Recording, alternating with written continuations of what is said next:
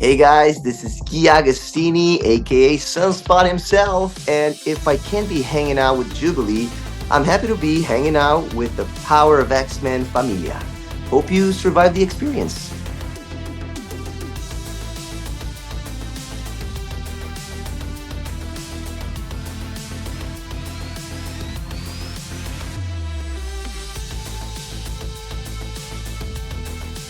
Blink. I am so excited for today's episode. We have Gui Agustini, aka Sunspot from X-Men 97 on the podcast today. The heartthrob of X97 is here with us. I'm so excited. I can't believe we have a new mutant on the cast of X-Men 97, let alone one that will agree to our shenanigans for, however long this goes.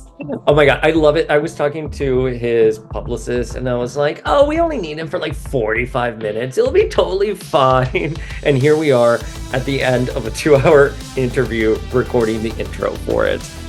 Publicists should know by now, I would think. They should know us by now that we're lying. This isn't true. Like, we're not trying to you. We're not trying to make, take up your entire evening, but when we get to talking about X-Men, especially with somebody who is so open and friendly, like Guy was, it's just incredible. This was one of the most fun interviews I think we have done. I have to tell you, I think when I was sitting down and I was listening to him talk about his journey as an actor, don't worry, Familia, we talk all about X-Men 97. We have an entire section on X-Men 97, but we also dove into his career, his journey. And I just think, man, this guy, I mean, he's pretty incredible. Not only is he incredible, but he's endlessly smiling, optimistic. Yeah. I'm just, from starting off as a tennis player all the way through to promoting X-Men 97. We cover the entire spectrum of his career, and we are so proud of this interview. Yeah, I have so much respect for him after this conversation, just because, I really appreciate, like I say in the interview, I really appreciate people who go after what they want and make their dreams come true. And, just getting to the heart of that and hearing, how he made it from Brazil to X-Men 97 is truly an awesome story, and I'm really excited for everybody to get to hear it, because I was excited to hear it. And anytime, when we're in an interview and I'm excited, I know that the Familia is going to just go insane. Okay, well, stop talking and let's air the interview then. Let's do it. I cannot believe we have Guy on the podcast today. Did I tell you, I don't think I told you, when we were at the X-Men 97 premiere, I saw this guy with like the best red jacket. And that's what I wear, a red jacket when I'm auctioneering. I saw him across the room, I clocked him. And when I found out that was our boy Sunspot, I literally fanboyed out on him. I mean, leave it to Sunspot to have a good jacket. I mean, that's like his whole line in the first episode, isn't it? Yes! What's up, Guy? Welcome to Power of X-Men. What's up, guys? This is so awesome. Thanks for having me. Man, this is so true, Flake. It's right about the jacket. Oh my God. Anyway, I love red too. It's one of my favorite colors. It's all about, I'm all about fire. So I figured, like, I only had used that jacket once for a premiere of one of my best short films, and like I had never used it again. And I'm like, I think this will work. So anyway, thanks for saying that. But I'm really excited to be here with you guys. And yes, thanks for having me. I mean, we're so stoked that Sunspot is even part of the X-Men 97 experience. So to not only have Sunspot, but to have the voice actor who plays him so perfectly across the first episode of the season, I couldn't be more stoked to have you here. Thank you, Flink. That means a lot. Sunspot has literally become my favorite character for X-Men 97. I love the point of view character. It's because, bro, I grew up here in Miami. I went to school. I'm Cuban. I went to school with Cubans, Puerto Ricans, Colombians, Brazilian. And I saw so much of myself at that age in him. I was literally the guy worried about his jacket. And even though I did not have like a business card, I think I gave people like my Friendster account, which would have been different. But I just have to tell you that for a kid who grew up Cuban American down here in Florida, I see so much of what I went through in Sunspot. So thank you for your portrayal. Thank you, Paul. I mean, you've been so supportive, and you're so awesome. And I just really appreciate it. It's a lot to to receive, but I'm really humbled, and I'm really honored to be able to have this opportunity, and so blissful to be having responses like that. So thank you. I can't imagine how just insane the last few weeks with XMen 97, finally hitting after all these years. I imagine it's just been such an exciting time for you. Very much so, Flink. I'm really overjoyed with so much positivity and so much support. Also, yeah, it's overwhelming, but in a very incredible way. It's been so special. I'm doing my best to be in touch with everybody, because that means a lot to me, really does. And I think through the last 2 years, all the work that I've put into not only my craft, but also the business side of things, I don't take those moments for granted at all, and I don't take them lightly. People's time and people's excitement, because I'm also one of them in many other ways. So yeah, it's just really special, and I'm really grateful to be having the opportunity. And so again, beautiful time. We're thrilled to have you here in the X-Men family with us, and I'm just curious, did you have any experience with or the original X-Men animated series prior to hopping aboard? Oh yeah, absolutely. I grew up with watching them in Brazil. I remember the small kitchen of my parents' house, apartment. I heard here so much about the Saturday morning. I don't know if Brazil had the same schedule. I don't really remember. Also, it wasn't something like that I it would be like a particular day that I would be waiting for. I think my childhood in terms of watching things is also all over the place, but I definitely watched it so much. And I can't say it was literally the first superhero exposure I had, but definitely one of the major ones. I actually still have the action figures, and I'm so excited to go back to my home this year and take them out, because I have saved everything that I have owned as a kid. Got Sunspot chilling with me. Oh my God! Right here. So Sorry. Yeah, but I have to say, so I was a friend of mine told me he's gonna gift me one, so I'm gonna have one. So I'm excited. Excellent. Well, if he doesn't, you'll have to let us know, because Sunspot needs a Sunspot action figure. Absolutely. There's no question about that. Thank you. Yeah, we definitely need a Sunspot figure. Marvel Legends, Ryan Ting, hook us up, please. We would be so happy for it. Please. Wait, I wanted to pull on a thread, Guy. So you mentioned watching shows when you were growing up, and cartoons were more over the place. Did you guys not have the Saturday morning cartoon vibe? Is that something that was exclusive just to a US vibe? Yeah, that's what I'm saying. I don't know. I was also 92. I don't want to say how old I am. How actors were all don't want to say Dude, how old. I just turned 40 this year. No shame here. Oh my God, Paul, you look like you're 32. Damn, I'm 39, so we're all. Wait, I'm sorry. Well, If you're not going to say at least look 26, don't even bother. Don't even bother. But I go to the same dermatologist as Famke Johnson, who's Jean Grey in the X-Men movie. So. Oh my God, that's amazing. There you go. You gotta send me the info. But yeah. So I was 92. I was very young. I was 3 or 4 or something like that. So but yeah. So I don't remember if it was every Saturday. It feels to me or maybe I started to catch maybe the first, second season a year later, 2 years later, you know what I'm saying? So then it was more consistently shown. I don't know.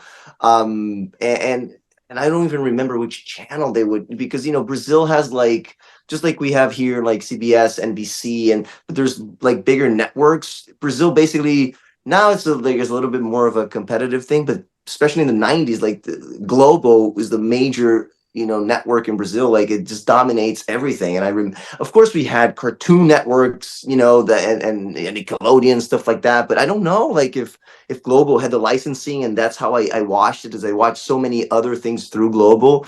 But definitely like it was Cartoon Networks and that Brazilian network. So yeah, it wasn't like a weekend thing. I just remember it coming through, or I mean, I guess I did know at one point like the time, but I don't remember.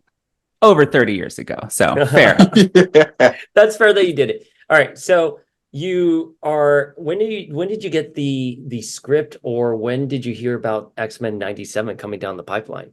So the thing is, like, I didn't know it was X-Men. I didn't know it was Marvel, right? Just like with any Marvel project, you never know. Unless I guess you're really like, already like a celebrity or whatever, they're offering it to you. But they're so, cautious about that. So I didn't know. And to be very honest, I think I was asked this before. I don't know if you guys were gonna ask me this, but I did not really clock, and I honestly like, didn't grow up with like Sunspot, even like in Brazil, because he was not a part of it. So I didn't really know the character.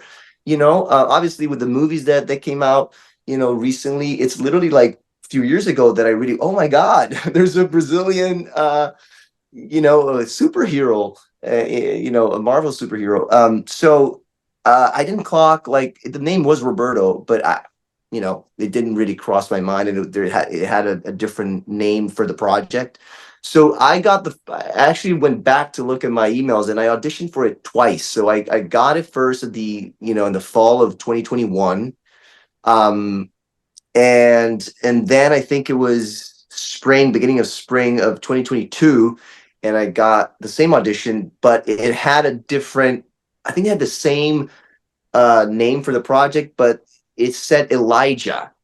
I remember this was like, it was like parenthesis Elijah, right? So they put a different name, but I think it was the exact same size, if I am not mistaken, because I remember having like, oh, I've already auditioned for this. That's happened a couple of times, not much at all. I was like, oh, okay, here I go. I do it again.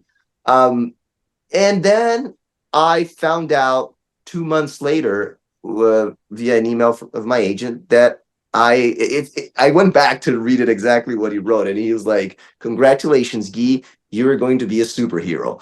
And I was like, "What do you mean?" Like, because I didn't know it was X-Men. I didn't know it was, like anything like that. So then I went back and he didn't even say, I think, oh, no, I don't remember if he said like X-Men or anything like that, but right away. But I went back to look like, what is it that I don't even remember auditioning for this. What did I audition for? Yeah. So you know how it goes. It's like you don't hear most of the things you audition for, you don't hear back, so you didn't get it. So to me, it's just like, wow. So I was so shocked. I was so like, when really, when I really was like, whoa, this is X-Men. I was like, yeah, I was obviously so happy, but I was very, very shocked. Yeah, I can't imagine excitement or almost the pressure that I would feel if someone told me that I was joining the X-Men world. So much to me and to so many people that I think my head would explode. So congrats to you for keeping it together.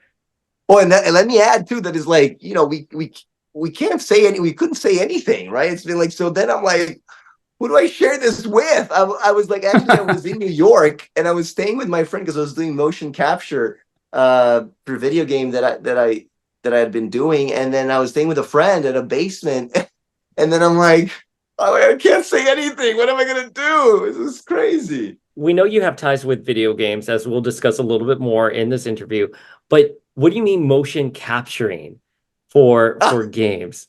What does that entail? I'm sorry to segue here. That's fine. Well, it entails like literally like, the way we've seen online how like they shoot like, oh, they shot Avatar, right, with the suit and the stuff. Like a lot of video games apparently, that they're doing that. So they get actors, you get in the suit, and that's why they look so real. They look like a movie. It's just obviously, but that's literally what it is. You get into the motion capture suit, and then you play a scene. And they turn out looking completely different in the end. Oh yeah, absolutely. And I'm not a gamer. I mean, I'm not a gamer, so actually, Yeah, I stopped at Nintendo 64, so it's like I don't, Same. I don't I'm even still know. going. Whoa. No. Gosh, man. When they stopped going in a straight line, I started struggling. My God. I can't handle these open world video games. I'm too impatient and get confused. Right, exactly. I mean, I used to be really good, but then like they got so everything is obviously so real. Is like Yeah. even the controller remote is like so many like it's not simple anymore. No, no, it's not at all.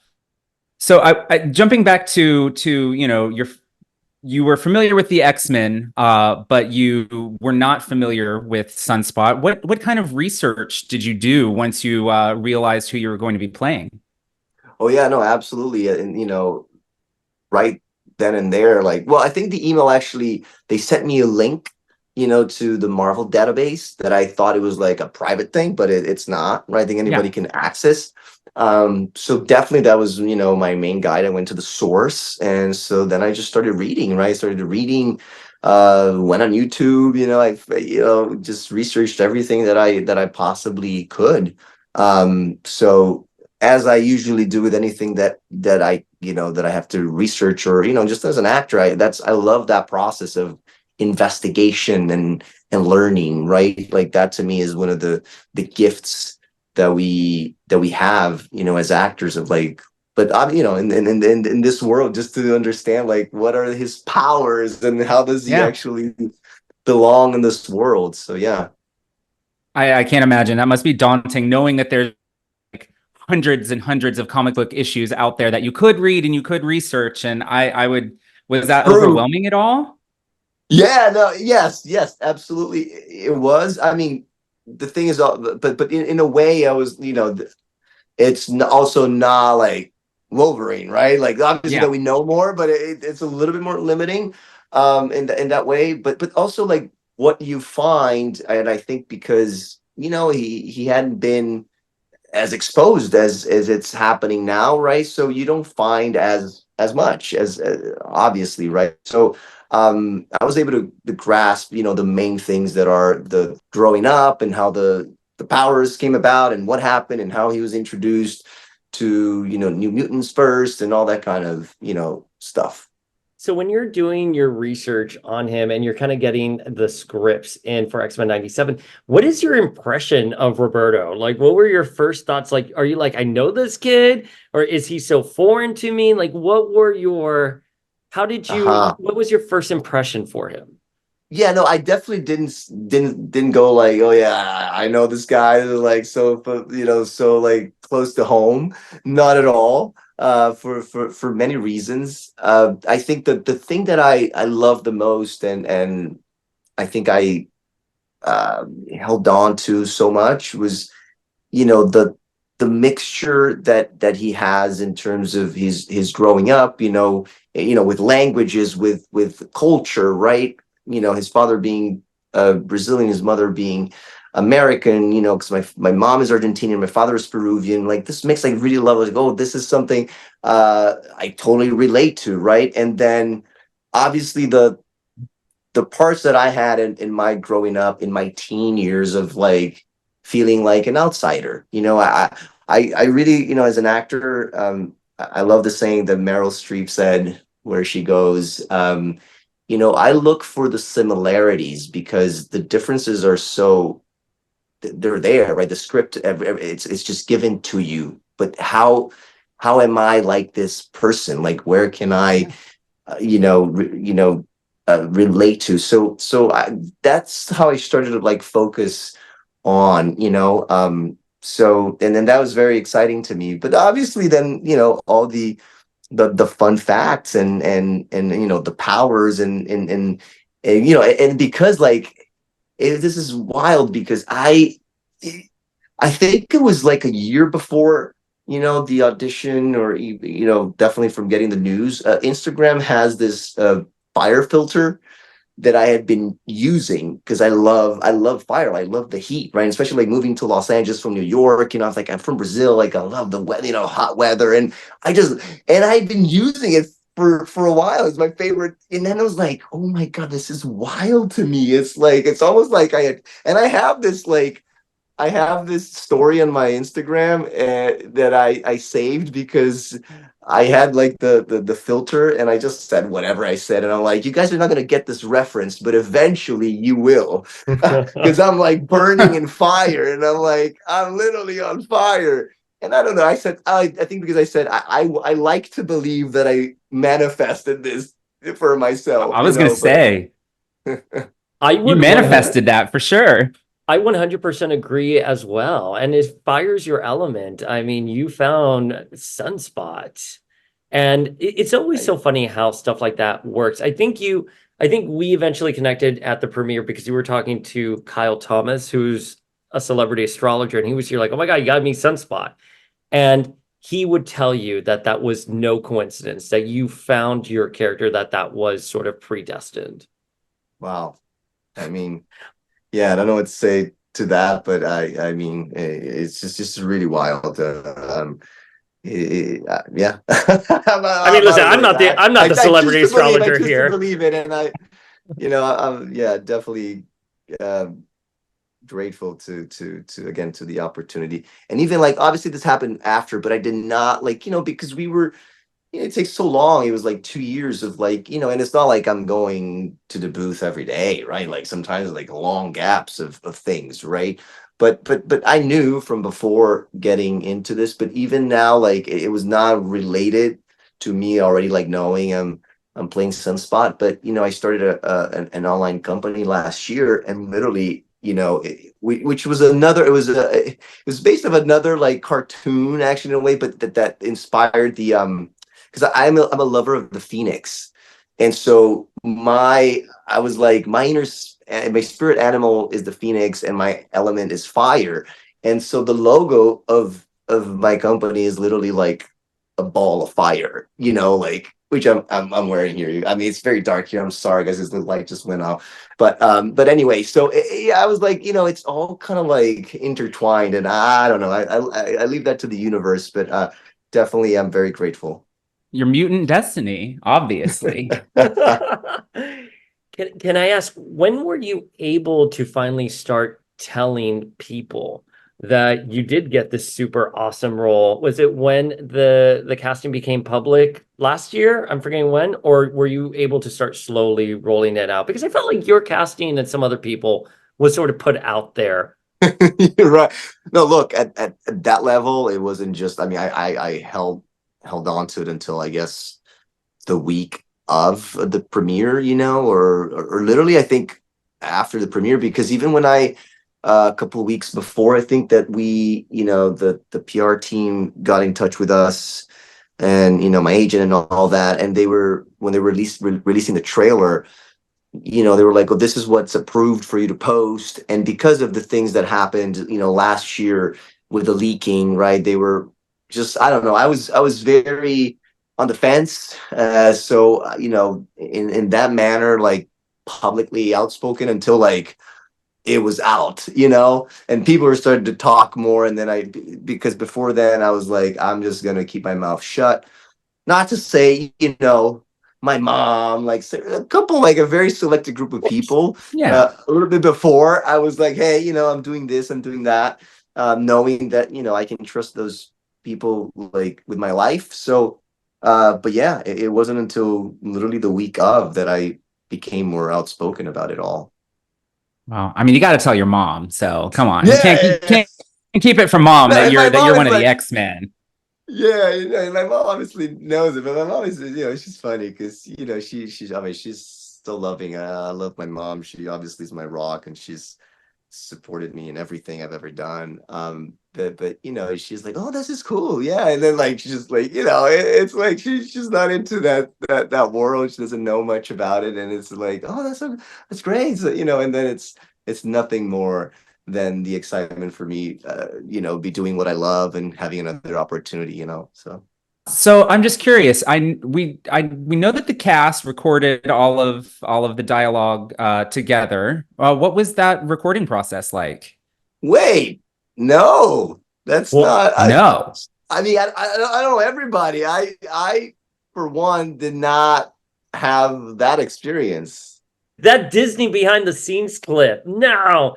They Oh lied to yeah, us. whoa, but those was not everybody. That's what I'm saying. Not everybody. Yeah, I know they did a lot, but I, for instance, like no, I did not get to really be in the same room. I guess I don't know if there's anything to do with. I mean, it was already post COVID, but yeah, I mean, no, I wasn't in the room with everybody. Not even with Holly, Well, okay. because you and Holly have such great chemistry. Yeah.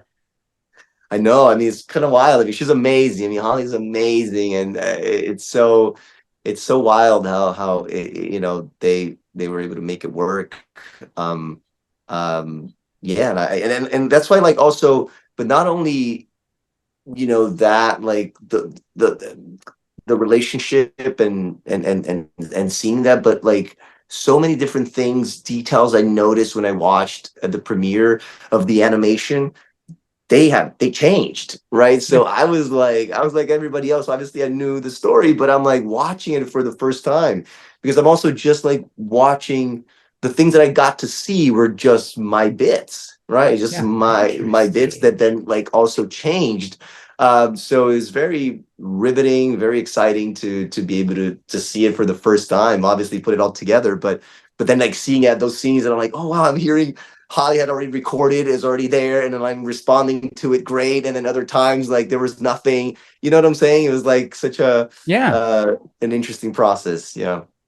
I mean, it has to be super cool. You know, you're just one piece of the puzzle, so you don't know what the whole picture is going to look like. So that's got to be really cool to sort of be there in the audience watching it, everybody else for the first time. 100%. I was very nervous, and obviously I knew I was in incredible hands, and I trusted all these amazing creators and artists, and I knew that throughout the whole process, they have the vision of the big picture, right? Yeah. So yeah, I was very, very excited, but I'm not gonna lie, like I was very nervous to see how it was all gonna come together, but also for me specifically, because my process of, you know, finding not necessarily the voice, but even the voice in the beginning, but more of like the accent, it was the Mhm. process. So uh, I was nervous. Yeah.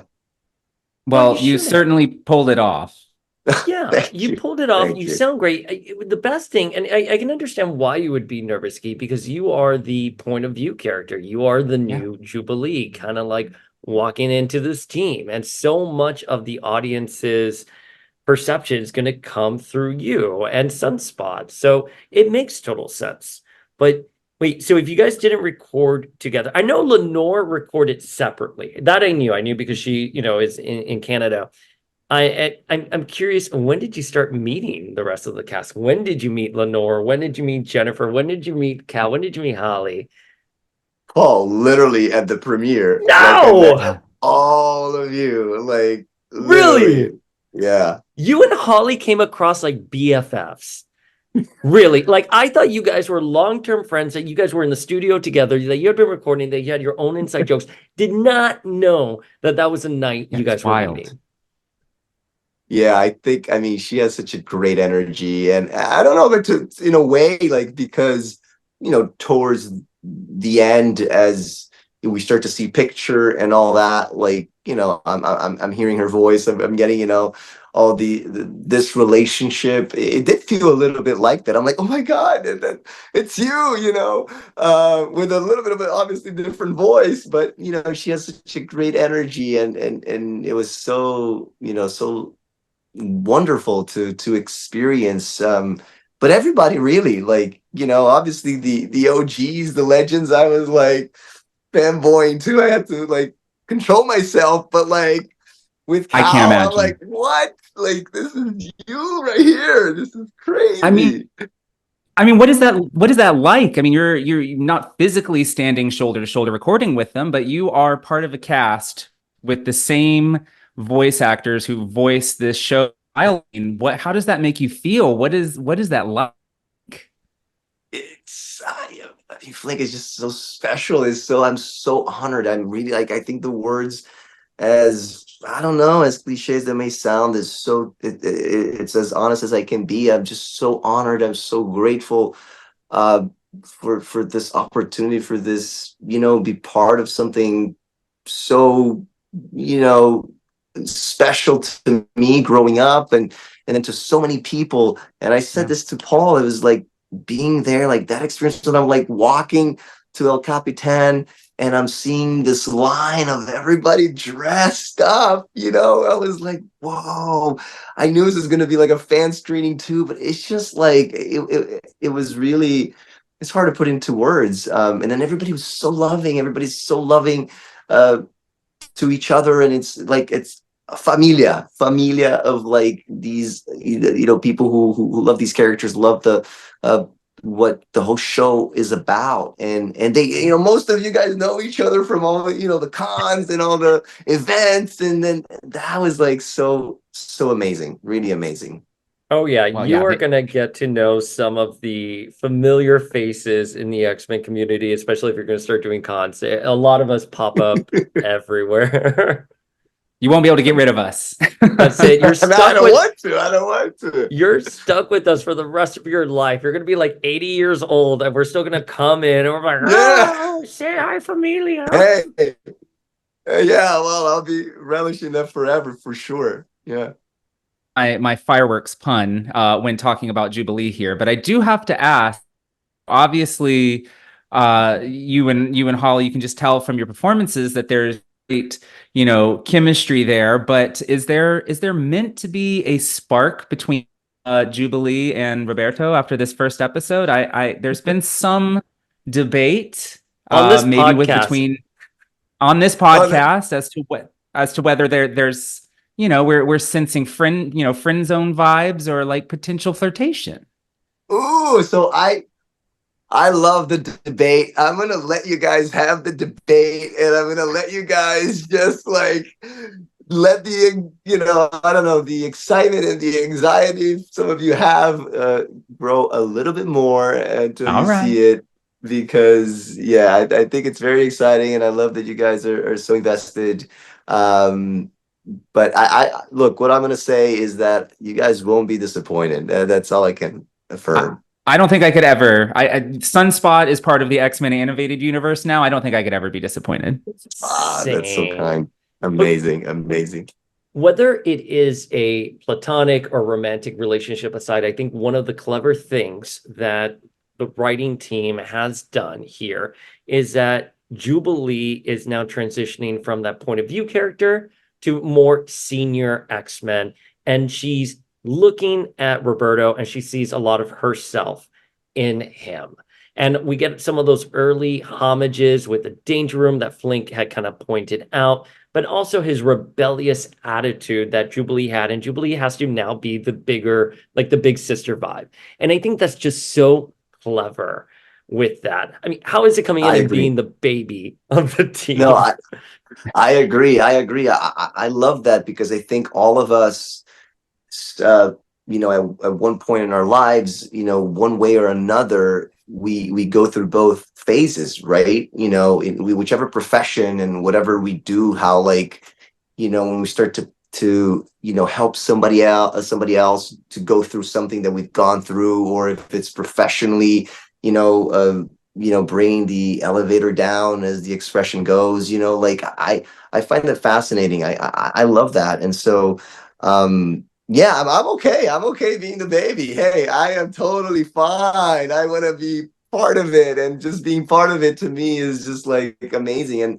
And that has happened to me, when I used to, play tennis when I started in my teens, in that way, thinking like professionally. Then also when I transitioned to acting, it's always been, part of my life. So I just think it mirrors, and I'm super grateful to the universe to grant me another opportunity, to still like be the baby and like get people to like help me out. And I'm totally fine with that. My time, will come later for being the Jubilee of the moment.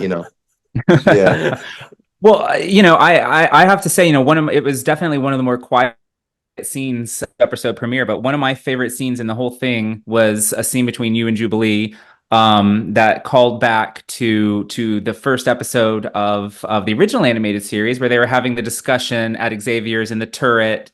And in the original, it was Storm of introducing Jubilee and like guiding, her, setting the expectations, and now it's Jubilee doing that for your character. And I just thought that it was like I said, it was one of the more quiet scenes in the episodes, but I still thought it was super impactful. And like it's an important scene for like people who are coming in new, and that's what I really appreciate. It's like, Yeah. yeah, there's all these homages to the original show, the parallels between Jubilee and Sunspot, but it makes it to where somebody doesn't have to go back and watch all one episodes of the original series. My nephews can tune in and they can pick what's going on, and they have. And Sunspot is my 14-year-old nephew's favorite.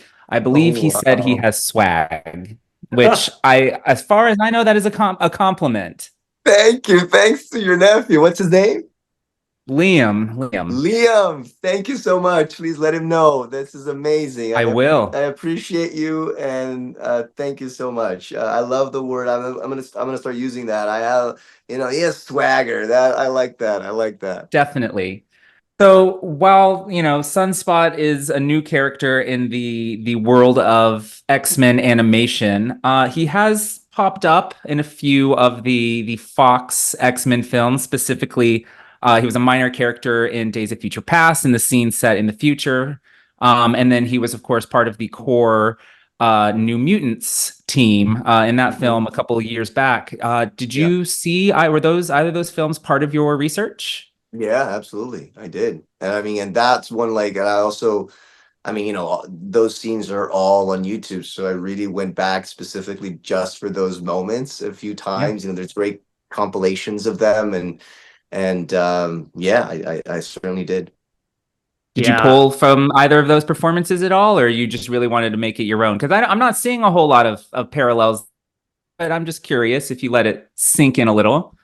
Yeah, I mean, not really. I think every actor will say, actually, some might actually choose not to go. And I think this is Yeah. a little bit different, like if it was, um, yeah, I mean, if like, for instance, I did not go to the cartoon to see, like, so if it was like the live action, maybe I wouldn't have gone back to see, the live action version Hmm. that they did, because, we're all trying to create something new and our version of it, right? Yeah. But I was more interested in just, seeing how the movie was creating those scenes, and mostly, about their powers, not necessarily, and the story and everything is so different. So yeah, I was just really curious. And I was, obviously super, happy that, it was, the last one that they had in a live action is a Brazilian, actor as well, who Yeah. I didn't really get to meet Henry, but I saw him at an event, a Brazilian event, a year ago. And so, yeah, it's cool. Man, the Yeah. universe would collide if both of you were in the same space together. Serious. The two sunspots. My God. We should mention though that Adin Canto, who played Sunspot in Days of Future Past, unfortunately did pass Yeah, away not too long yeah, ago. this January, yeah, yeah, very, very, yeah, very sad, yeah, And he did a phenomenal job with the character, and we enjoyed him quite a bit. But yeah, yeah. you mentioned Henry, and I wanted to ask, and seeing him at a Brazilian actor event, what is the importance of having a character like Sunspot out there, especially on a cartoon, who's Brazilian, who has that identity there? As a Brazilian actor yourself, like how important do you think it is having him out there? Wow, I think it's huge. Again, like not really being so surreal and not really understanding the magnitude of this in a very like conscious way in the beginning. It's kind of like sinking in now. Obviously from the get, I knew what a responsibility it was, and again, like an honor. But yeah, I think like Brazil, in Hollywood, in terms of actors are been growing a lot, you know, in the last 10 years.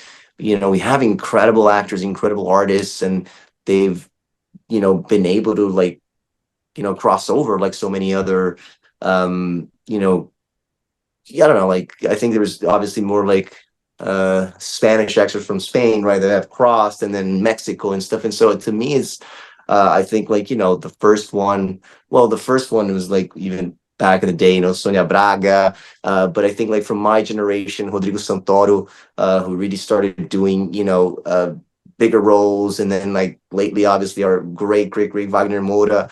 Well, you know, I'm big fans of both of them, but you know, just been like lately so many other young, you know, younger actors that I didn't even know, and then they having their opportunity that, you know, I guess like Henry, I think like he grew up here, or like did high school here or something like that. So that to me is, it's very exciting. They didn't have to be like those other guys, stars in Brazil, you know, to really you know, make their you know, put their print on you know, in Hollywood and movies and stuff like that, to continue to open up the space for the Brazilian culture, you know. So Yeah. now like I feel like, wow, with the way this is, you know, going around the globe, I mean, it's incredible. I think it's only gonna open more and more opportunities, you know, and doors. So I'm very excited to again just to be a part of it,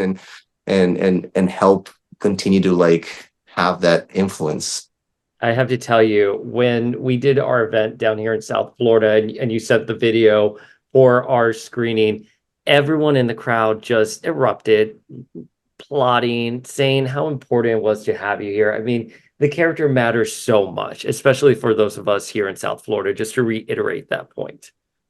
Thank you so much, Paul. That wow. Yeah, I mean, look, and I after my first year in the States, like I lived in Florida, right? I lived in Fort Lauderdale, then like North Miami, and I mean, my training, like I guess really my major beginning like acting training is all from South Florida, you know. Oh, really? And so yeah. That's fun, man. Yeah. We're definitely a unique breed down here. I'm born and raised here in Miami, and then we moved to New York 20 years ago, and now we have two places. But South Florida is definitely a very unique spot in the world to learn Yes. anything. I've been doing a couple auctions down here this month, and they're very different than New York, LA, Boston. Oh yeah. Oh yeah. Florida people, we don't care here, man. It is anarchy. I'm like calling out bids the other night at an event, and this one guy's like, "No, I'm not going to do it for 500, but I'll do it for 10,000." I'm like, "Yeah, okay, fine. We'll open up the bidding right there at 10,000 right here." It's just, so I can't imagine even like acting and learning all that down here. It definitely is a proper breeding ground for that talent and for that art. Yeah, absolutely. I agree. To sort of close out our XMen 97 and Sunspot focused portion of the episode, I thought it would be fun to play a little game. Since Sunspot is a bit of a fashionista as a character from the 80s and the 90s, he's had some pretty interesting looks in the comic books. So since X-Men 97 is picking up that thread, I thought it would be fun to play a little game we call Toot or Boot. So essentially what's going to happen is we're going to show you a picture of one of Sun's famous costumes. And if you like it, you can give it a toot. If you don't like it, you can give it a boot. And if you think it's just the coolest thing you've ever seen, you can even give it a shoot. But reserve that for something you think is just the coolest thing you've ever seen. So wait, yeah. so toot is if I like it. Boot Toot is yeah, toot, like toot your horn if you like it. Toot, toot. And then if you don't like it, we'll give it the boot. Boot. If it's just the greatest, we'll shoot it to the moon. Sound good? Shoot. Yes. All right, here's our first one. So this is his New Mutants costume, his very first look. What do you think? Boot. I agree. He's too individual for this generic X-Men team look. Totally agree. I agree. I was listening to a podcast where they talked about the importance of the New Mutants having that generic uniform because it signified they were a team. But I agree. Listen, I'm not going to die on this hill, but I agree. I mean, for Roberto, this is too basic for him. Too basic. Okay, so this is the Ooh. New Mutants graduation uniform. So when they, quote unquote, graduated, they got to design their own looks. So this is the costume that Roberto picked for himself. Well, he graduated in terms of muscle making too, right? That's that Rob um, Liefeld effect. oh my God. Well, I'll go with a Toot. I like it. Yeah, Yeah, I yeah, do that's like a it. classic. It's a classic. Yeah. It's a classic. I like it quite a bit. I like it quite a bit.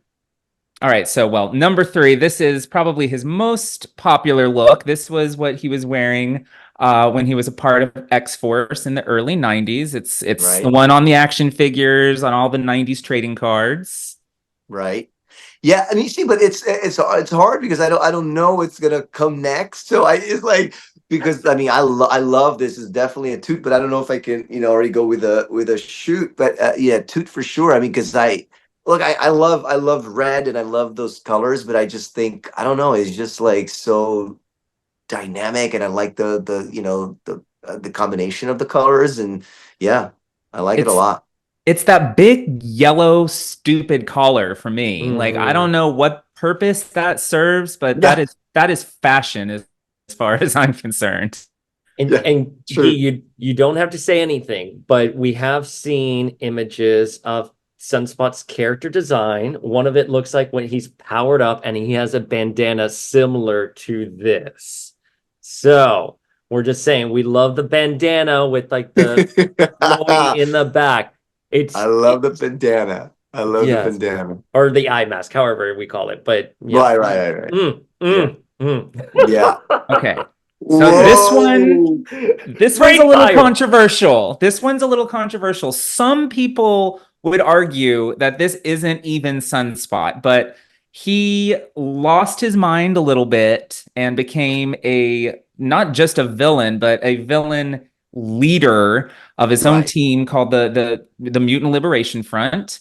And this is he changed his code name to Rainfire, and I Yeah. got Cher's wig and here a cape, and here he is, toot or boot. Yeah. Toot for me. I mean, it's like it might fit, that dark side of him, but yeah, I don't love it. Yeah. We can only hope that we get Rainfire in season 2. Well, this is Sunspot's own Dark Phoenix saga, essentially, right here. This is Right. epic. We need it in 97. We need it in the movies too. I told you I It's love got to the have the Phoenix, but wig. it's like I think it can be better. All right, so it's a boot. It's a boot then. Yeah. Oh, he said it was a toot. No, I said it was a boot. Oh, did I say a Toot? Oh, I thought you said okay. Yeah, no, I'm actually must have lagged on that one. Okay, I We're guess getting rid of it. I'm a big fan. You Okay, are a big fan.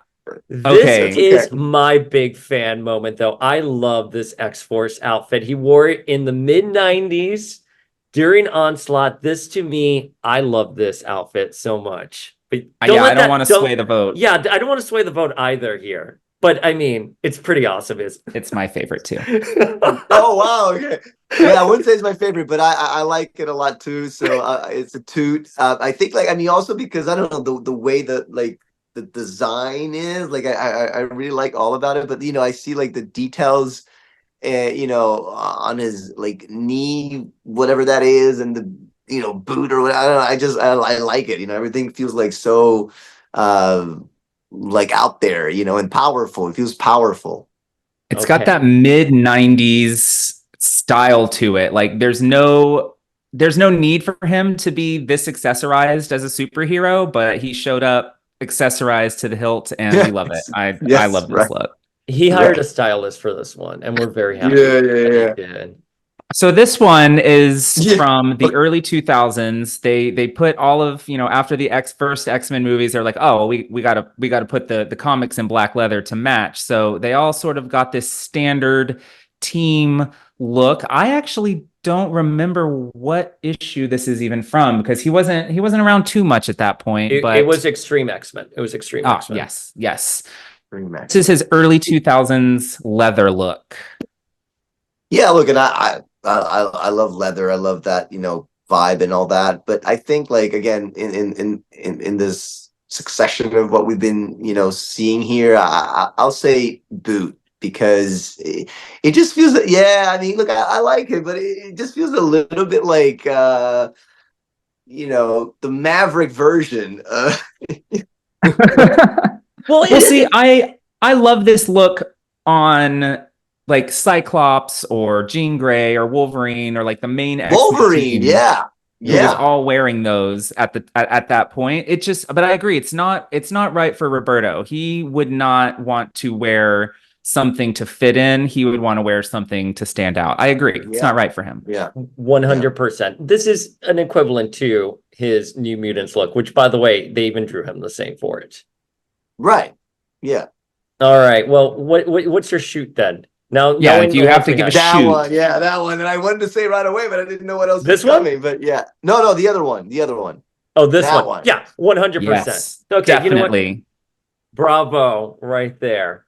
That is the I mean, this is the answer. one that was on. That was the one that was on all the action figures and trading cards. So, like, it might not be my ultimate favorite, but it's one that definitely inspires the most nostalgia. Right. Right.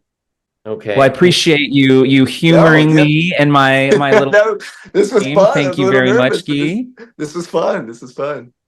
Okay, Guy, can we dive into some background on you? Because here at Power of X-Men, we love having our geeky conversations. We love talking about, how you came to the X-Men and how you came to portray your character, but we really like to dive into the actual person behind the voice. And I'm curious, you're growing up in Brazil, you haven't made it to South Florida yet. I'm curious, when did you realize you wanted to be an actor? When did that acting thespian bug sort of bite you? Right. So I used to play tennis, and that was my dream, growing up, be a professional tennis player. So I traveled South America a lot. I mean, even like Europe and all that, like playing tournaments. And after I graduated high school, I went to play some professional tournaments in Venezuela, and there I met my coach, who became like a second dad to me, who changed my life. And there I decided that, I was going to go attend a university in the United States with a scholarship, right? And so the very last few months, I mean, the last 6 months that I was in Venezuela, in Caracas, the capital of the country, I started modeling, and I was like, I started to book these things that, just like my very first audition ever for a print campaign, I booked it, and I had never really worked, because I was just playing tennis, and trying to ascend and all that, and so I had never really,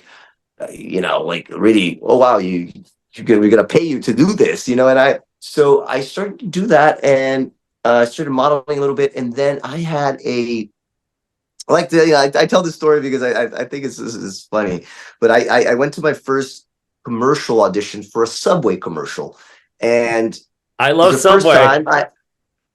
Right, it's like, the fast food and like the sandwiches, and I'm like, so I had to act, I had to improvise, and I still remember vividly, there's this line of people, and I don't know if that's still how all the auditions are in Venezuela, but you don't go in the room by yourself. You just everybody's watching everybody. You have a line of people, and you just whatever. And so I had to do this audition to improvise. It was awful. I was horrible. It was, it was a very bad experience. So I get in the car and I call my agent, and I'm like, hey, for me to be able to book these jobs, which paid more, I needed an acting class or something. Do you have anybody to recommend me?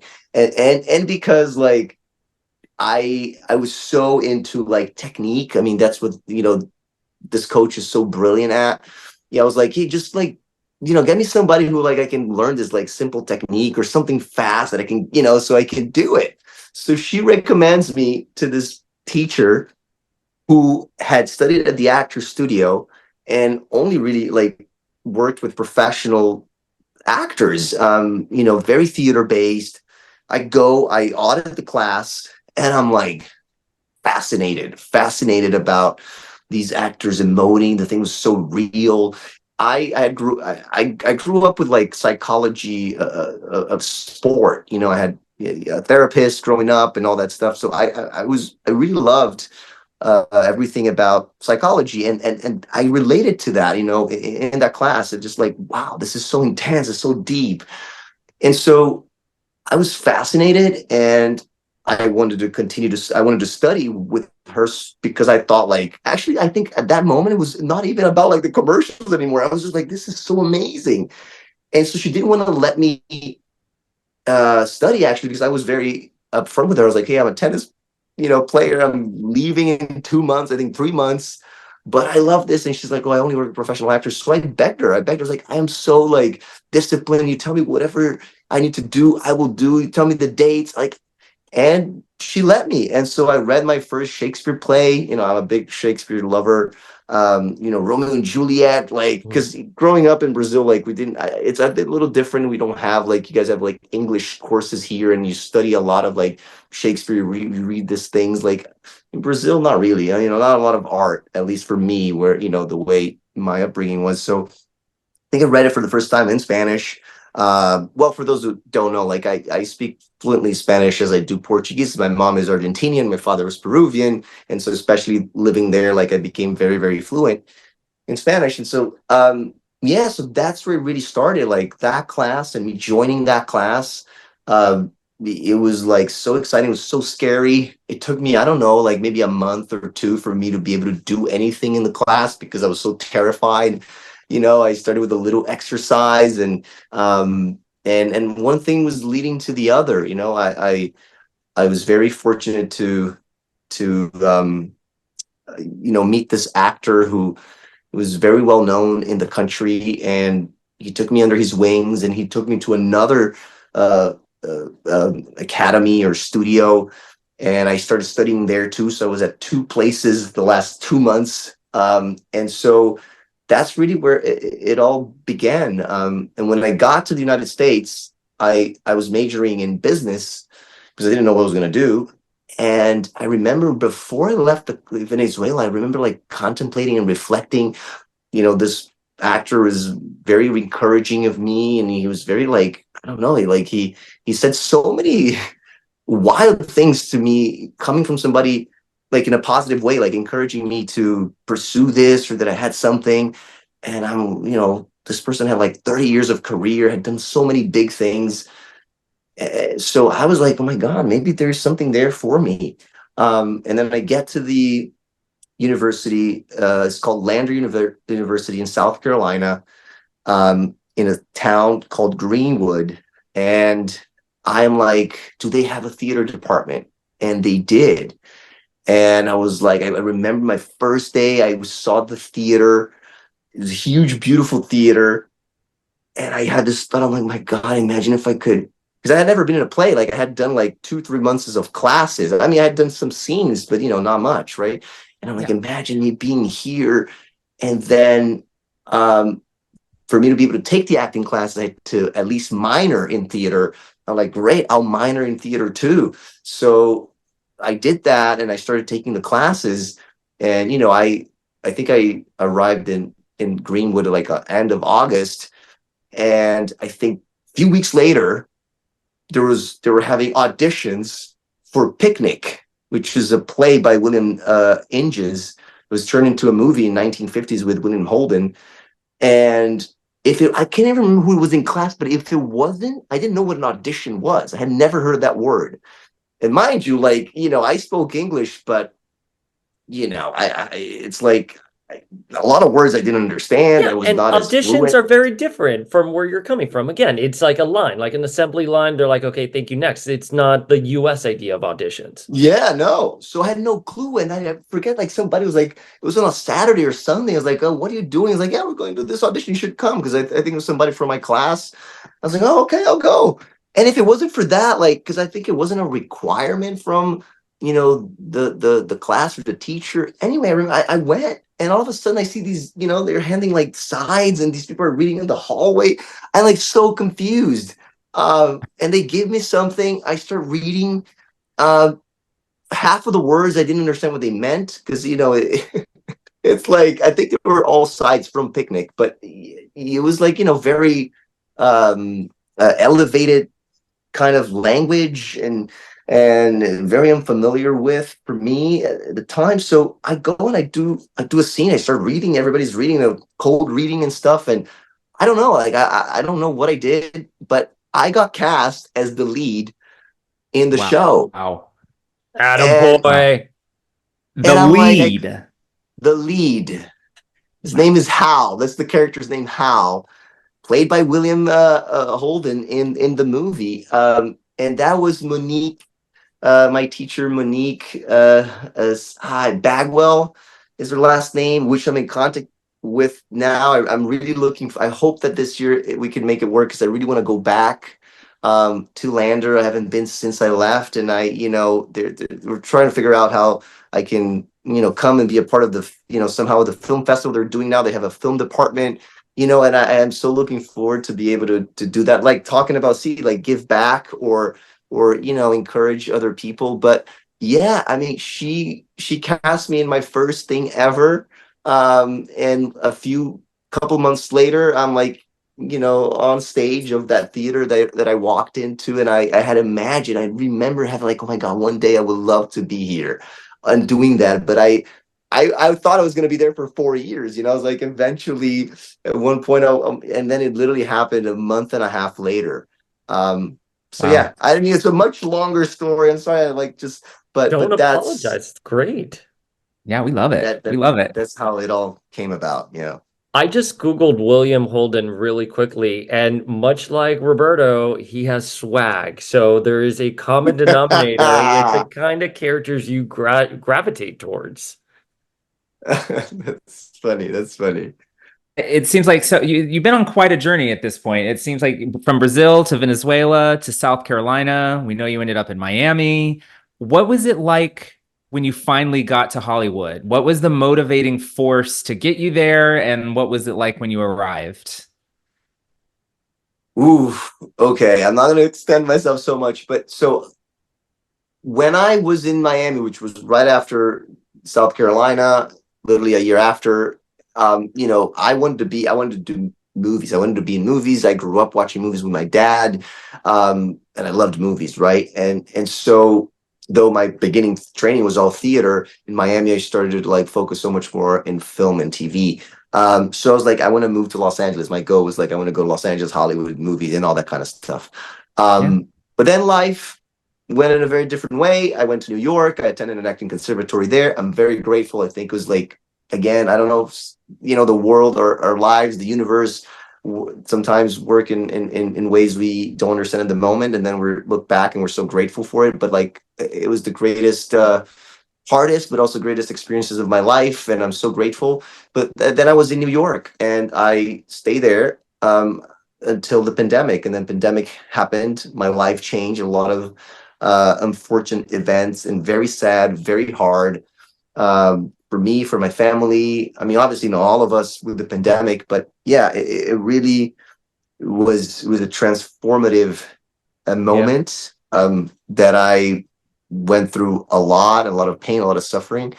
And so I went back in 2020 I was in Brazil during the pandemic. And then in the fall, I'm like, well, this is it. I've always wanted to be in LA.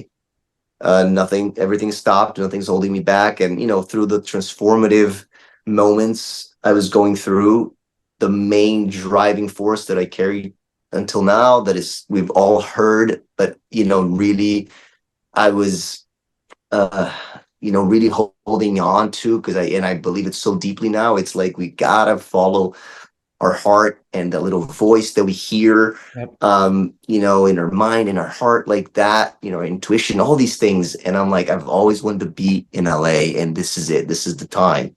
And then I moved, and I went. And funny enough, in 2018, I went to I wasn't in the competition of Cannes, the film festival, but I had a short film in the film corner, so I got to go and you get to experience the whole festival. And there was a Q&A with Gary Oldman, and I mustered up some courage and I asked Gary Oldman about coach, if he ever worked with a coach, because my very first American workshop was with Aaron Spicer, who had coached at the time every single movie of Will Smith, a lot of Gerard Butler movies, J Lo. So that was my first apart from studying a lander, but like a workshop with a professional like coach like that, it was him, right? And so I'm like, oh, everybody has coaches, and I come from tennis and sports and stuff like that. So I forget exactly why, but I was curious to know, and so I asked Gary, and he was like, before he tells me his answer, he's like, well, where do you live? And I was like, I'm in New York. He pauses and is like, you live in LA one day. And then I was like, oh my God. He was like, yes. And funny enough, a couple of years later, I'm there living in LA, and that's where I always wanted to be. But then also, funny enough, so ironic, life, like literally a few months later, I go back to New York to work on this HBO show that was a highlight of my career, an incredible experience. And I was back in New York for a year, working with Theo James and Rose Leslie and the incredible legend director, David Nutter. So, but that's really what took me to LA, and I love LA, and now I'm there, and it's like I keep coming back to New York, which I'm very grateful for as well. But yeah, that's the journey. I want to pull on a couple of threads there, because there was something about experiencing the pandemic in New York that was just really transformative for a lot of us, because the city just shut down. I mean, I'm in Hoboken, and I'm right there on the main street. And what was always bumper to bumper traffic with people everywhere, it was dead. And we had a view of the city, and there was no cars, nothing. And me and my husband, we also, had those kinds of shifts as well. I think it puts you on a certain path, and I think when I look at it now with the gift of retrospection, because it was so hard.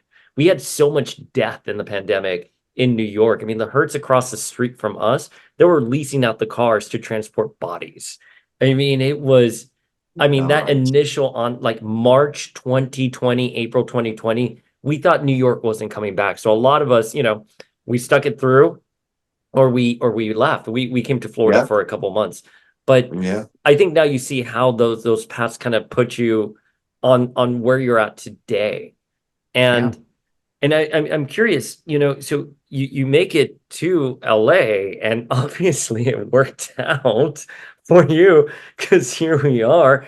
And I know you mentioned you went back to New York because you were doing Time Traveler's Wife, and with Theo James, who also may be your contemporary for XMen 97. We know he's coming. We just don't know who he's playing. Right. We don't know anything else. I don't know either. And when I got the news, I was like, I can't believe it. I was almost going to say, did you bring him with you? I was like, he hasn't responded, but I messaged him like, yo, are you like following my, I was like, are you following me? Like, are you following my footsteps? Oh my God. It was just too funny. I'm so excited to know who is voicing, if this is coming in the first season. I know nothing, but like, wow. Yeah. Oh, wait, I'm so sorry. It's funny. So I'm a big fan of The Time Traveler's Wife. I love the book so much. I saw the movie, wasn't the biggest fan of the movie, but I knew you played Henry's body double. I didn't know Theo James played Henry until right now when I pulled it up. So you literally played Theo James's body double, and now you guys are co-stars in X-Men 97. What was that like, playing the body double? It's wild. Because he's naked a lot in the book. Yeah, no, I mean, the series is very naked, all the time. Yeah, so I was in his body double. I was his acting double, and Gotcha. the difference is like I was doing all the scenes, and that there were two of them, right? So he could talk to somebody. So it was literally like, you know, one day I would do the version as a 28-year-old, and he does the 42, and then we swap the next day, right? So then in editing, but you know, because he had like his body double, his stunt double, and stuff like that. But yeah, I mean, I had occasions that I was there in case like it was needed and stuff. But no, he did all of, you know, apart from the actual stunts. I mean, that's all Theo James. I mean, people have been, you know, asking me like, is this your butt? Is this like, no, this is all Theo James. I don't, you know, mine is not there. Maybe it's parts of my shoulder in certain scenes, yes, but Maybe that's it's the about shoulder, it. but not the butts. Yeah. So then I'm curious, because you have a really interesting journey here, and I'm sorry, I wasn't prepared to understand the scope of your talents here, where you started off as a tennis player, and then you were doing motion capturing to, you know, stepping in for scenes with Time Traveler's Wife. How do you eventually then land on an A-list Marvel property voice acting the main character or the point of view character? How did you get to that journey then as a voice actor?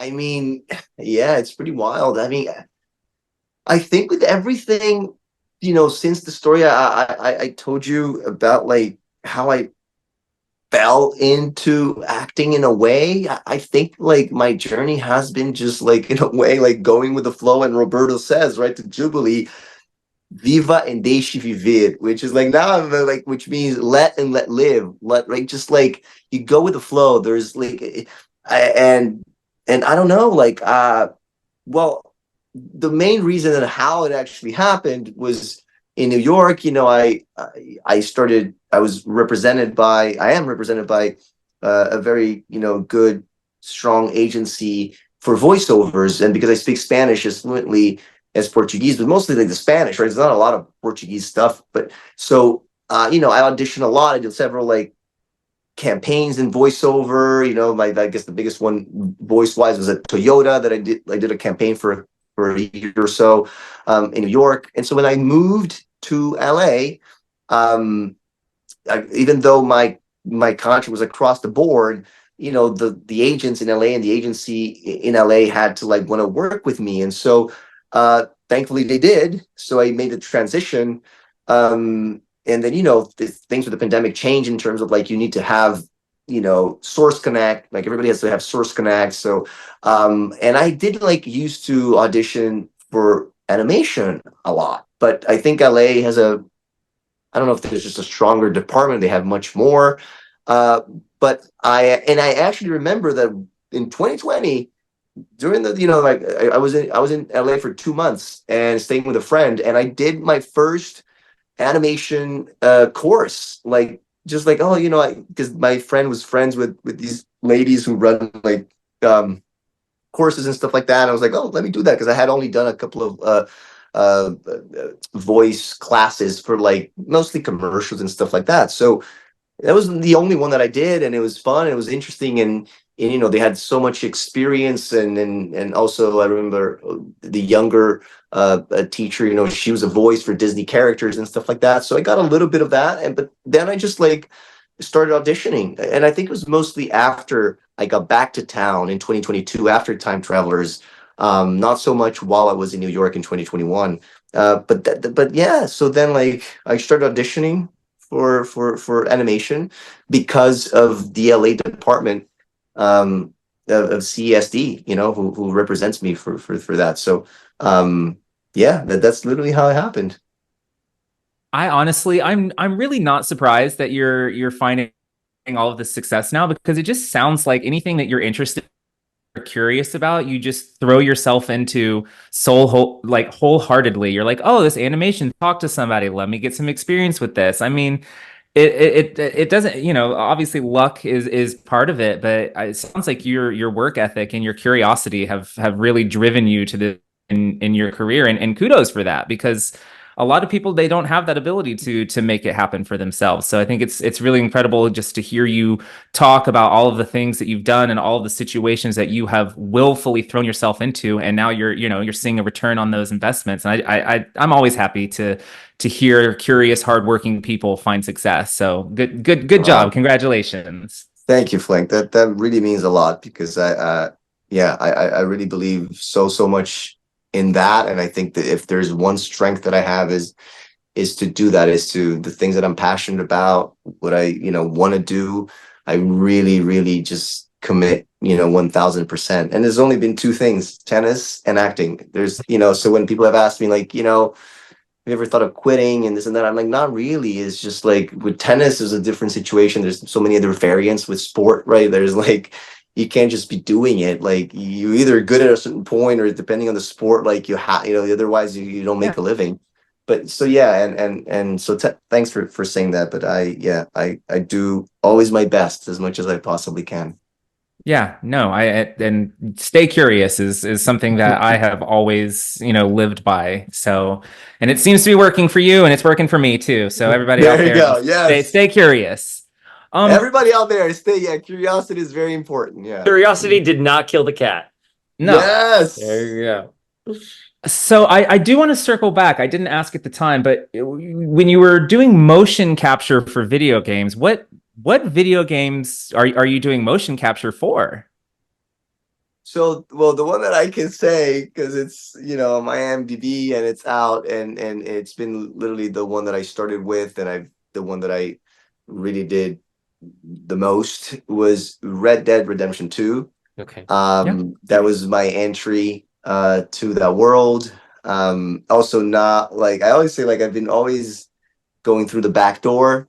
I started as, I think it was cast, I auditioned for it to be, I don't know exactly why, but to be Javier's character, played by my good friend Gabriel Sloyer, double. See, another double. I think there was a scene. I don't know. I can't remember, but I had to like mimic his way of moving and all this stuff, and that was my entry point. And after that, I just kept being called back to do other kinds of things. Different characters, be part of different scenes, and yeah, and that's how he went. And it's super fun. It's super wild, and then like also when it got released, because we couldn't say anything, and then after it was released and the boom that it had, I was like, oh wow. I'm not, I don't really have a character in it, but like all the people that I worked with, and it was wild. It's wild. Yeah.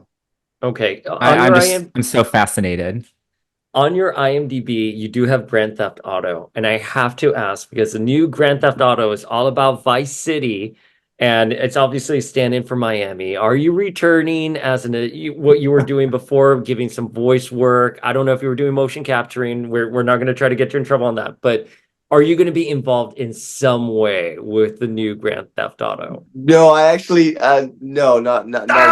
No! Not really. Yeah, no. That's it. You're done. We don't want you anymore. That's the only reason we had you on here. Speak for yourself. To get some info on Grand Theft Auto 6. Oh, man. That would have been awesome. But you worked on the series. You've worked on the franchise.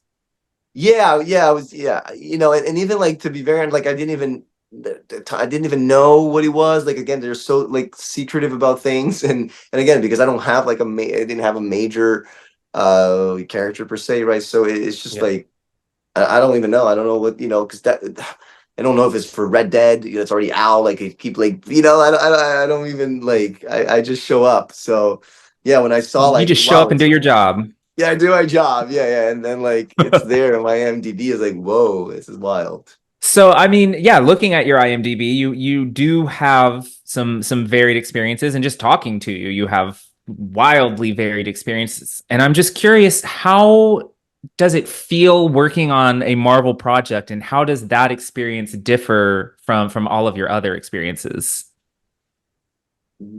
I mean, again, like number one is just like so exciting. It's so wonderful, so surreal still.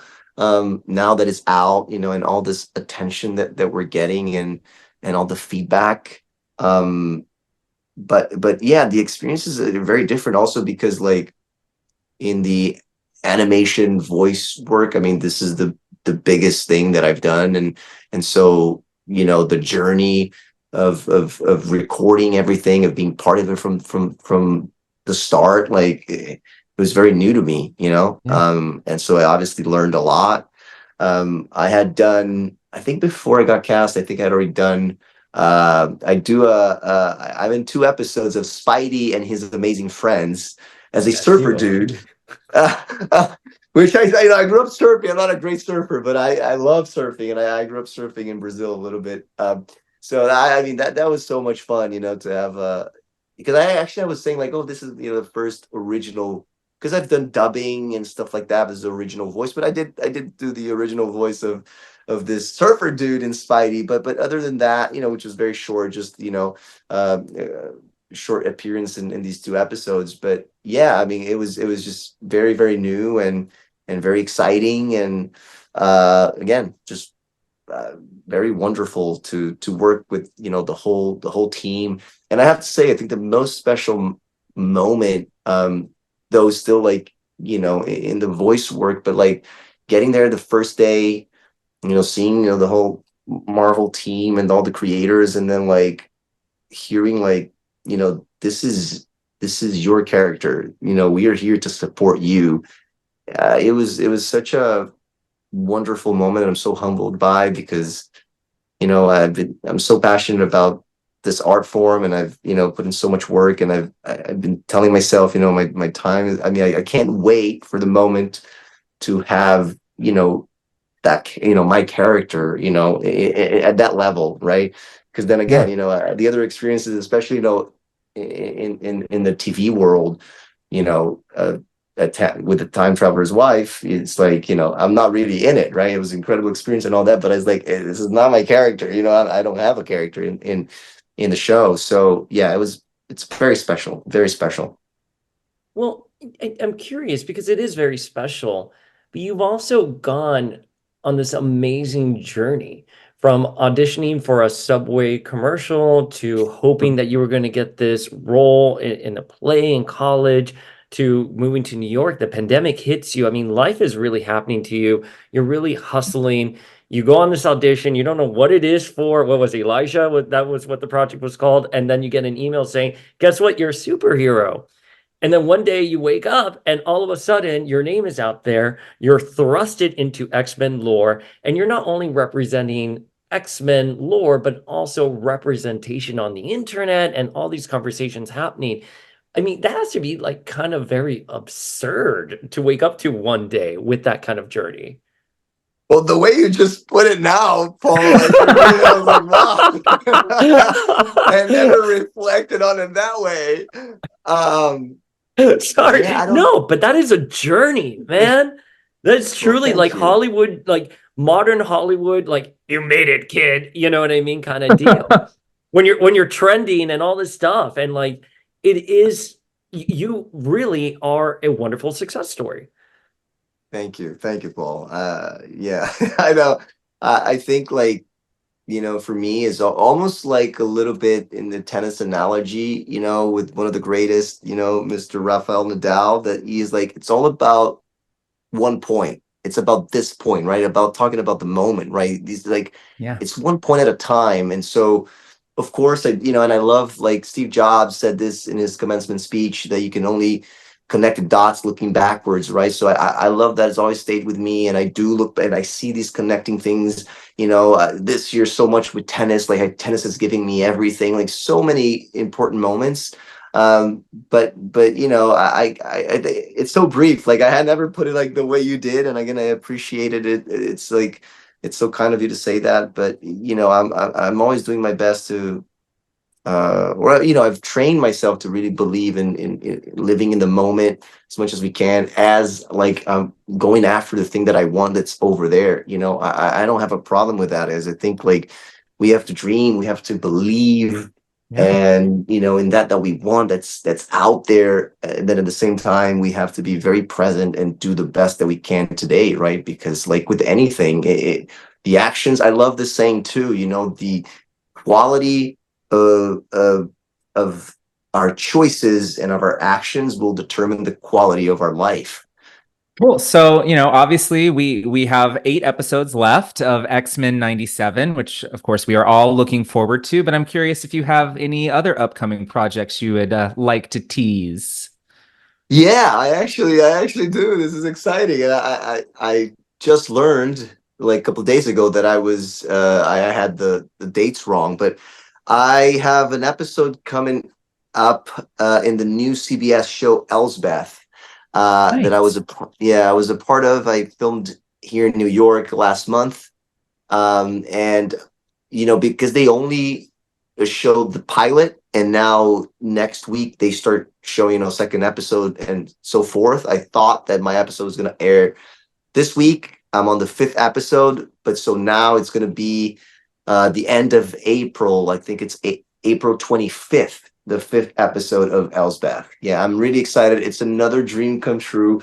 I mean, I don't even know if I can say this, but I guess it's fine. I think it's fine. But the only thing I'll be able to share is that I play a professional tennis player. So Right. you can only imagine how like this year has been for me in terms of like full circle in this wild universe I'm so grateful for. But yeah, it was a dream come true, and I had a wonderful experience, and yeah, it's coming up in a few weeks. Okay. Wow, Well, you heard it, listeners. April 25th, Elspeth on CBS. Sunspot's making a cameo appearance as a tennis player. we There are you go. so excited for that. The Familia at home is definitely going to be tuning in on that. But speaking of the Familia at home, Guy, we told people on the Instagram that we were going to have you on, and we said we'll solicit a few questions, and we got in a lot of questions. So apologies to the Familia. We had to sort of trim them down a little bit, but are you ready to hear some fan questions that the Familia has for you? Yes, please. That's so wonderful, and thank you guys for doing that, and everybody who sent their questions. I really appreciate it. Let's do it. Okay, well, this first one is kind of a heavy one, but I thought it was like a really interesting one because we've been talking about your career and we wanted to make this interview more than just about X-Men. But one of our familia sent in this question, which is, do you think Hollywood can sometimes be cruel to talent? That's like a heavy Ooh. question. Whoever sent in this question needs to come on the podcast and be our Barbara Walters. No, I mean, yes, I think so. Absolutely. It can be cruel in many ways, and I think most of us have experienced it in one way or another. Um, in the last few years, with all the changes in not only in Hollywood but in the world, I think things are, slowly, like everything, we've seen like changes, some major good positive changes. Uh, but yeah, I mean, I guess the cruelty literally like is there. I mean, I think it's just humanity more than it is actually Hollywood, just right. But if you're talking about, in terms of us actors with, auditions and getting cast or not getting cast, all the prejudice and all these things ingrained in. Yeah, I mean, it's been a part of it for so long. I'm just so grateful that I'm part of this era where things have been changing, and the dialogue is there, and we're getting more opportunities, and having the opportunity uh to be part of it, and do what we love. But it's a process, and there is a part of it that I feel like it's not just in Hollywood, it's like in any field. It's a lot of competition. Nothing is easy in anything. People say, oh, it might be one of the hardest professions, as some people say, but I don't know. I think anything, like, you want to be good at anything, is just like very hard. Yeah, no, good answer. I mean, you're arriving in Hollywood at a time of change, and the do is be a part of the change that you want to see happen. So I think it's an interesting time in Hollywood, to be sure. So our next user question is, with X-Men 97 just kicking off, I'm not sure if you've had an opportunity yet, but what is the favorite Comic-Con you have attended? Yeah, so I have not attended any Comic-Con, I'll be very honest, and so I am very excited to attend my very first one this coming weekend at Anaheim, WonderCon, and I'll be Ah! there. And so for everybody listening, please, I mean, if you're going, I guess it's already like I learned, like, I didn't know like how hard it is, or like how, for you to be able to get a ticket, and you have to be part of this, all these, it's crazy, and Yes. so Craziness. so We were anyway, for gonna go everybody to who already had WonderCon. We were gonna go WonderCon. We're sorry we're gonna miss you. We couldn't swing it this year. That's a bummer. That's a bummer. There's gonna be Next other time. opportunities, but yeah, that's gonna be my first one. And so for those who are attending, please come say hello. I'm also going to be uh gifting a Sunspot T-shirt, and I'm gonna be putting that, on my social media, my Instagram, and a little contest for people to enter. And there's gonna be an X-Men panel on Saturday evening. So yeah, I'm very excited. No, that's awesome. I think you're going to have an incredible time. Comic Cons are fun for fans and crazy for talent. I think you're going to get a huge reception. I can't wait to hear all about it. And I hope that you get to do more cons. We would definitely love to come hang out with you at a con sometime. Oh, we're bringing you to New York Comic Con. That is it. New York Comic Con is the one we go to all that. We're pitching that. Anyways, Oh so my we're God, gonna put a please, I pin would in love that. We're putting a pin in that. But with that question of Comic Cons in mind, our next Familia question comes in saying, Guy, how does it feel to be part of the X-Men Familia? We are a fun and rambunctious bunch, but curious if you had any special fan moments yet.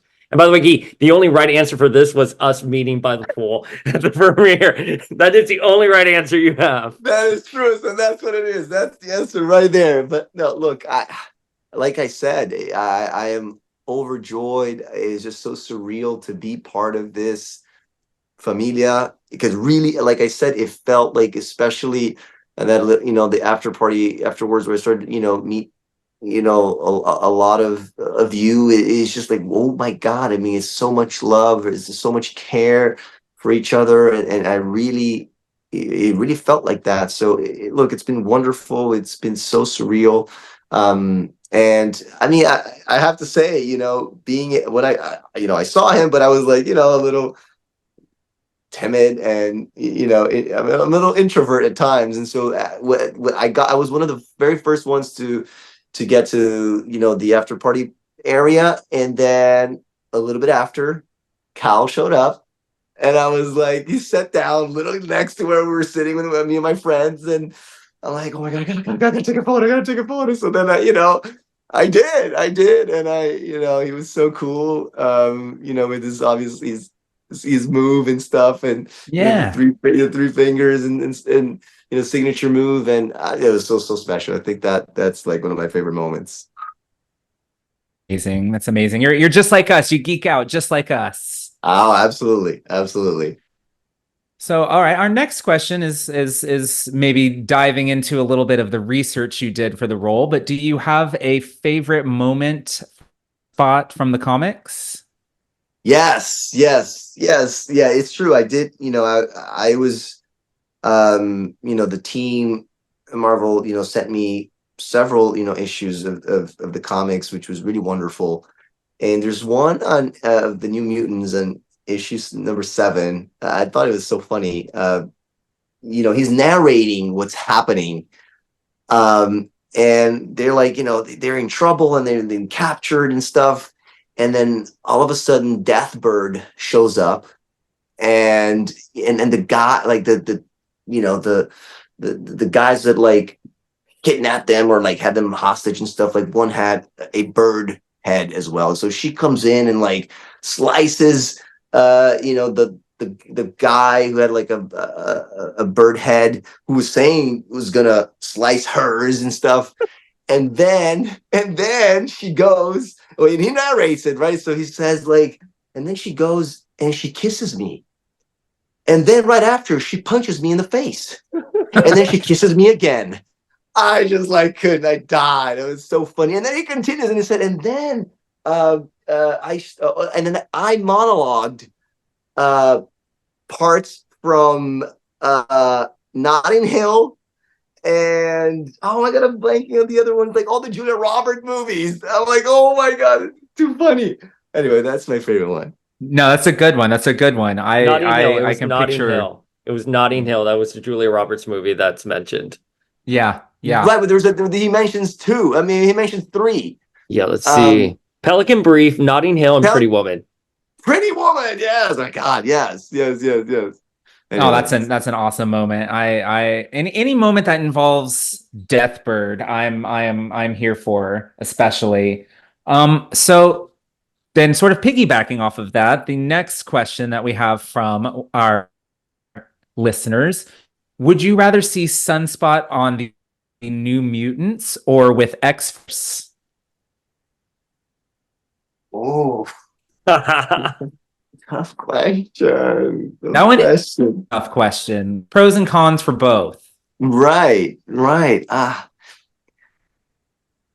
I'm gonna go with X-Force. Okay, fair enough. I mean, it's his best costume. You might as well go with X-Force just so you can wear that amazing yellow collar. That's why, I think the new, yeah. That's the main reason. Okay, so we have two more questions, and then we're going to let you go.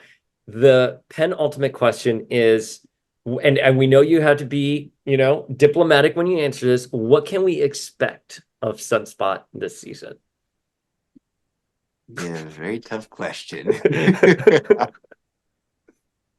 What you can expect? Look, what I'm gonna say is that, again, I've mentioned it before. You won't be disappointed. You won't be disappointed. He's not, disappearing. Because people have asked me, like, is he gonna come? He's not kidnapped. He's not gone. So, you'll see him and you won't be disappointed. Okay. I can't wait. I can't wait to see him again. Truly. I can't wait to see him truly powered up, because we've seen it in the promo images. We got a hint of it with his arm, but we have not seen him powered up yet. So we can't wait for that moment. But okay, so our final listener question that came in, it's not so much of a question, but a statement. And our Familia says, can you please tell Guy, thank you. I'm so happy to see myself represented in the X-Men. Oh, wow. Thank you so much. That means really a lot to me. Wow. Yeah. Well, I didn't expect that right now. So thank you. It's so beautiful. It's been a joy. It's been such an incredible experience hearing, from so many people, from many different countries, my home country, but here too, the positive feedback, and I am really, really, very grateful. So thank you for saying that. Thanks for supporting. Thanks for watching. And you guys, thank you so much for this opportunity, for having me, and for all the love and care you guys pour into this experience. Guy, you're so active on social media. Where can folks at home find you? Yes, my Instagram is at Gui Agustini, AGU. There's no U in between. It's Agustini1. Also Twitter, X. Oh, X. I gotta say that. X. X. It's the same handle. And yes, please reach out. I do my best to respond and to be active there. But yeah, I'll be sharing, everything I can about the journey. And again, if you guys are attending WonderCon, please come say hello, hit me up, and join the contest.